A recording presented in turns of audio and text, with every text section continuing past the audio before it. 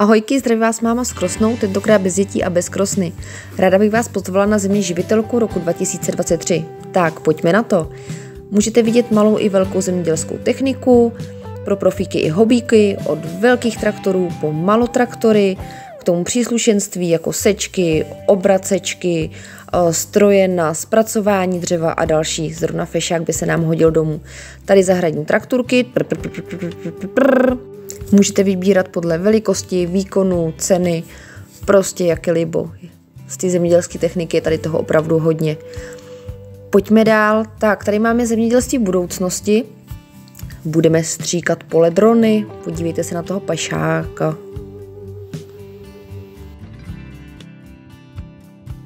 Následuje moderní vozový park. A teď pozor, jo, to nejlepší až nakonec. Počkej. A tady je už leze krasavec. Žluťák, jak by se hodil ke kabelce. Ten je, toho bych brala. Tak se taky pokochejte. No, následuje trošku srandiček, veselé cedulky se zvířátky. Pozor, úplně blbej kůň, tak to jsem vážně přemýšlela, že si ji koupím domů.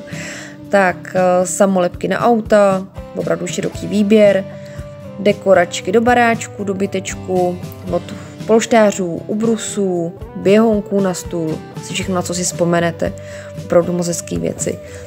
A samozřejmě Země živitelka myslí i na ty nejmenší, takže pokud sebou berete děti, přibalte si aspoň 1000 korun navrch. My jsme sice děti nechali doma, ale samozřejmě jsme nic neušetřili, protože jsme jim něco koupili, aby jim to nebylo líto. A hlavně to jsou tak nádherné hračky, že i když už dávno nejsme děti, tak bychom si s chutí pohráli taky. Můžete vidět traktory, zvířátka, opravdu spoustu povedených kousků.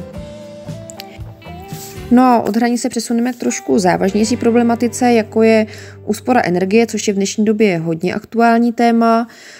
Můžeme se mrknout na dotace ohledně fotovoltaiky, k vidění byla tepelná čerpadla a různé jejich typy, potom kotle na tuhá paliva, zrovna tak i izolace domů, takže kdo chystá rekonstruovat nebo stavět, to určitě zajímavé téma. Zde například stříkané izolace. A při troše štěstější můžete vyfotit s nějakou tou celebritou. Agrofert tady měl také svůj koutek, takže nechyběl ani Andrej Babiš.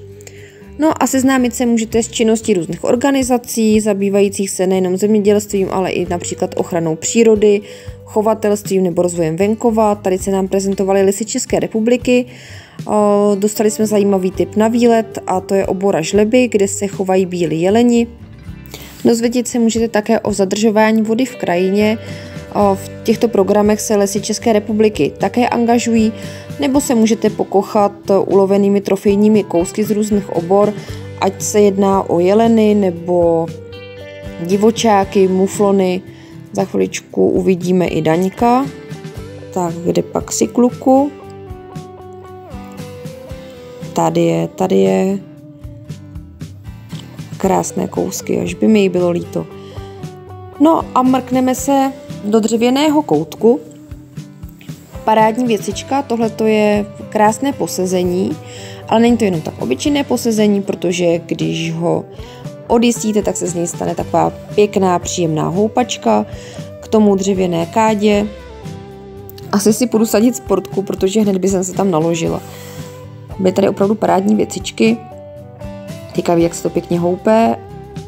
A za chviličku šup, sauna v sudu. U dřeva zůstaneme, krásný zahradní nábytek z masívu, tohle je konkrétně olše.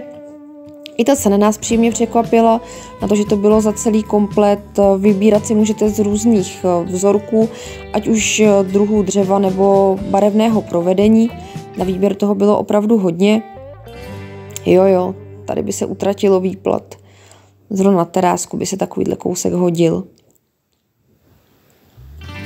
Podívejte, krásná práce. Jenom zkusíš, pak už musíš. Museli jsme.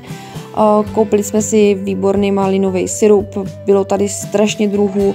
Pán velmi ochotný, dával všechno ochutnat od jahod malin. No a k země živitelce nedílně patří zvířátka. Můžeme se podívat na čtverilku, kterou nám předváděla děvčata z jezdecké školy v Kladrubech. Hřebčín Kladruby nad Labem je naší národní kulturní památkou. Tady vidíte krásné 4 kladrubáky a tady zvědavý oslík. Ukaž se, co to máš, pojď se na mě podívat. Máš něco k jídlu? Samozřejmě zvířátka nekrmíme. A tady jeden vzácnější druh oslíka. No a teďka se pojďte podívat do mysliveckého pavilonu. To byla velká paráda.